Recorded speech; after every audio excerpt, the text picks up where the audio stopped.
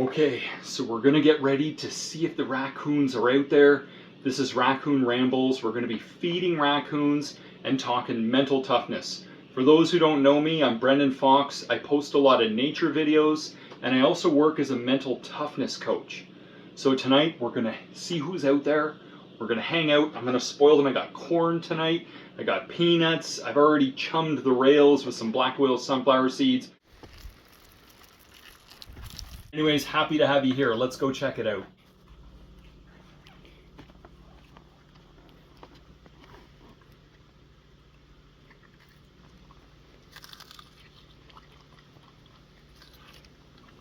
We got a mama here with a couple of her babies.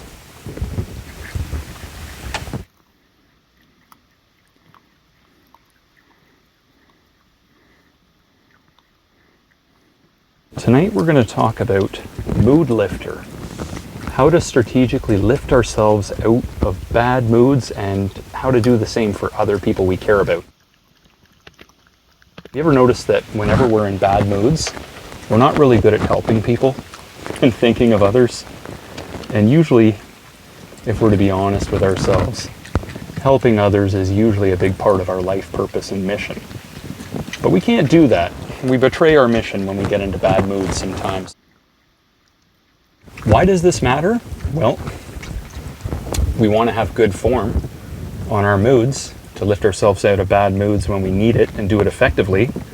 We want to be able to let other people know specifically what they can do to have good form on uplifting us and spotting us when we need it.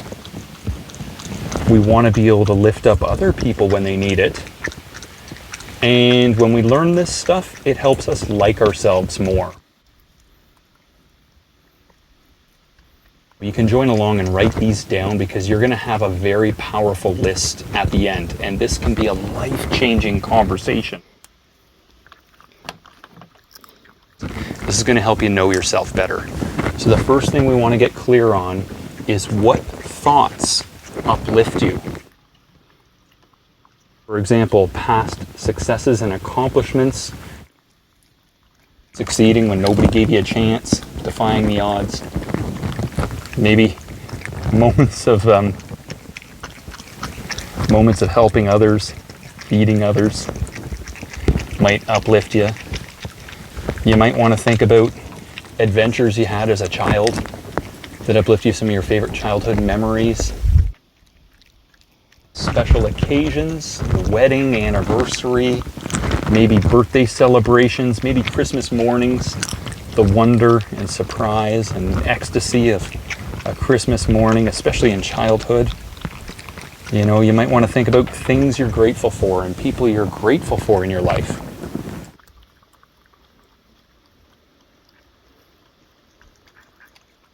You might want to think about animals that cheer you up. Dolphins, horses, seahorses, ducks, puppy dogs, kittens.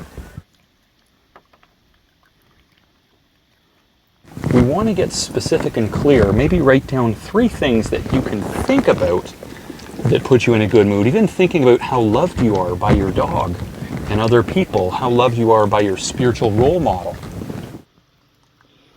The next category is to think about the smells that cheer you up. And smell is very fast at influencing our moods because there's a direct connection to the brain. Just think about this. Think about how many times you've smelled a perfume or a cologne or caught a whiff of something and it reminded you of somebody.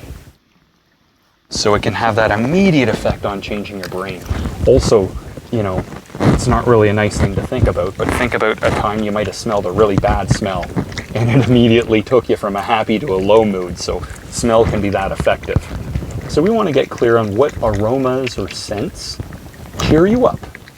Maybe it's the smell of campfire or burning wood.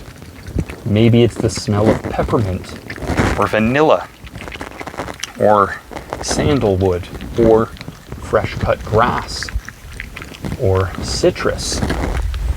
Or one smell that could cheer you up is the smell of coffee. So throw it into the chat. What are some of the smells that cheer you up? I'm curious to know. So the next category, what are the sounds that cheer you up? Think about nature sounds. like waves on a beach, rainfall, a babbling brook, maybe some wind chimes, maybe the sound of birds. But also think about sounds like maybe genres of music you like, 80s music, or reggae music, or the Beatles, or the Beach Boys. Or perhaps there's songs you can, oh, look at this, we got a climber. Maybe there's some particular songs that cheer you up, like Don't Stop Believing by Journey, or Don't Worry, Be Happy by Bobby McFerrin, or the song What a Wonderful World. What are the songs that cheer you up if you were to make a music playlist?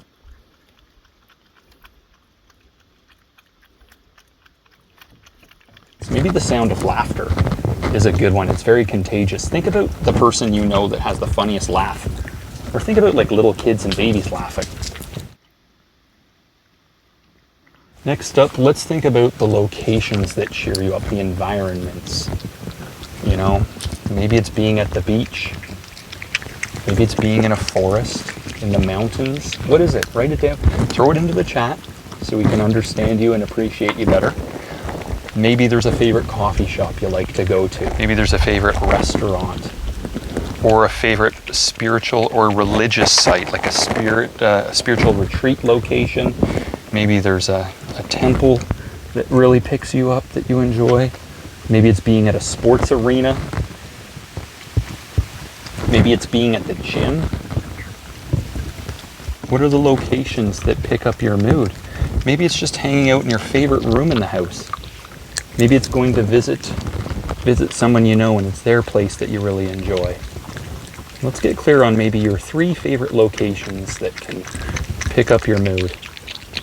Because it's important to know what locations to get yourself into when it's time to pick yourself up.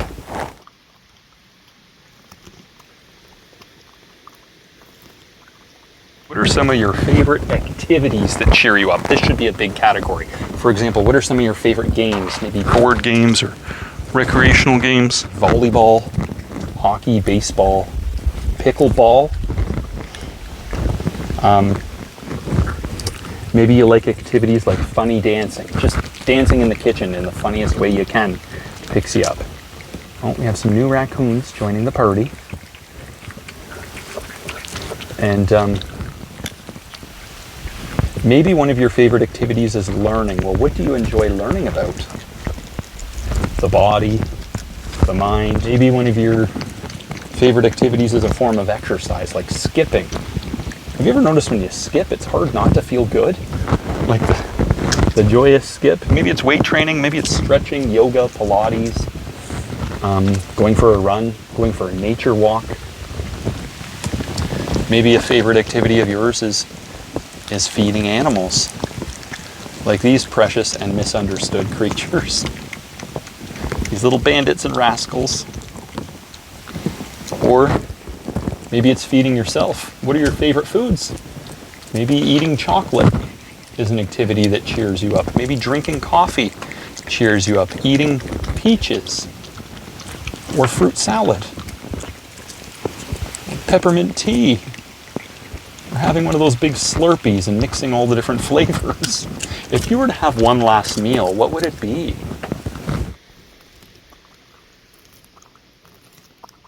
I read somewhere that a really good pick-me-up food is to eat your favorite childhood cereal because it brings back that sense of comfort and familiarity.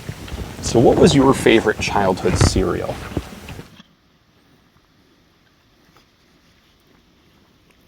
The next category is what are your favorite things to look at or watch?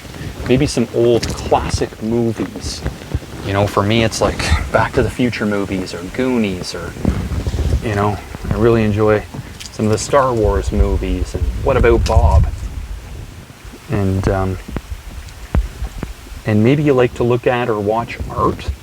Maybe there's nature videos, animal rescue videos you enjoy. Comedy, your favorite comedians. Who are your favorite comedians? You know, you can look at them and watch them and they have a direct line to your funny bone. Maybe it's like natural art, like crystals and gemstones you really like to look at and watch. It helps you out.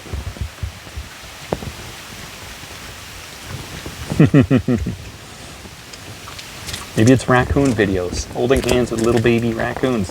They really are some of the cutest little animals, and they have these little warm hands that just, it's so heartwarming to just hold hands with them.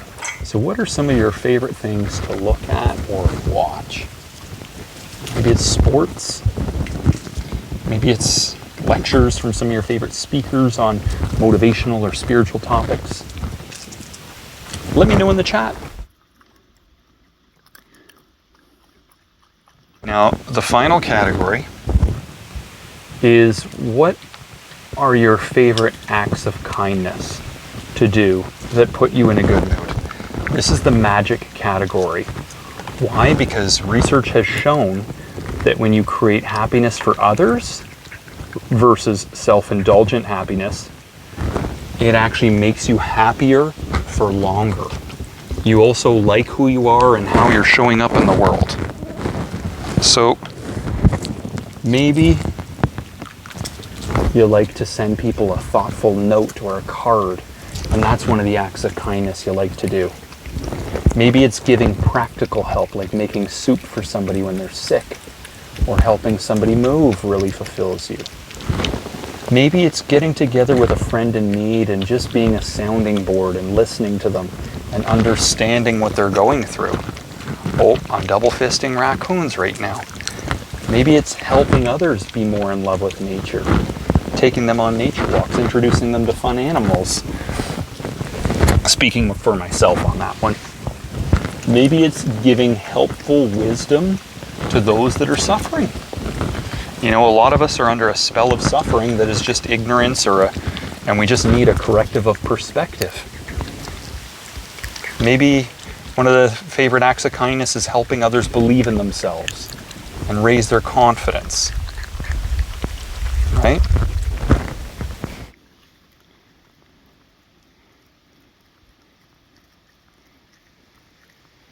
And now, at this point, we've got 7 categories. I'd encourage you to have 3 answers for every category.